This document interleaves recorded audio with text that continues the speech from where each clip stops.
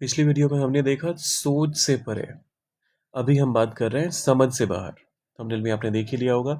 Channel पर नए हैं तो फॉलो करने के साथ सब्सक्राइब करने के साथ शुरू कीजिएगा। चैनल का नाम है ईश्वर हिंदी 1 to 1, जहाँ लैंग्वेज है हिंदी, लेकिन पूरा का पूरा फोकस आपकी इंग्लिश लर्निंग जर्नी पर है।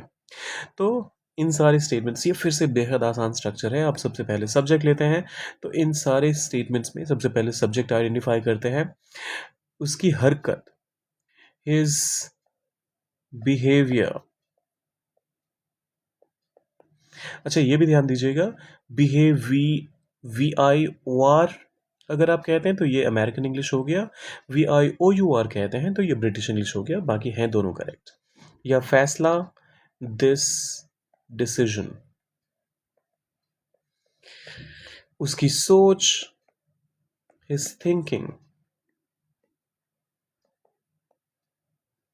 या नियम, दिस रूल। समझ से बाहर है और बाकी सब में आपको यहाँ पर है का इस्तेमाल होता हुआ दिख रहा है, तो मैं यहाँ पर इज़ लिख देता हूँ, लेकिन आपको यहाँ पर टू बी के तौर पे देखना चाहिए। अगर मान लीजिए कोई ये कहता है यह फैसला समझ से बाहर था, तो आप वॉज का इस्तेमाल कर लेंगे। अगर कोई ये कहता है उसकी सोच समझ से बाहर है, तो आप इसका इस्तेमाल करेंगे, तो वो डिपेंड करेगा। फिर बियॉन्ड कॉम्प्रिहेंशन, बियॉन्ड कॉम्प्रीहेंशन। अब फटाफट से कवर करते हैं इसको। His behaviour is beyond comprehension. यह फैसला समझ से बाहर है, this decision is beyond comprehension. उसकी सोच समझ से बाहर है, his thinking is beyond comprehension. यह नियम, दिस रूल, समझ से बाहर है, this rule is beyond comprehension. उनकी चुप्पी समझ से बाहर है।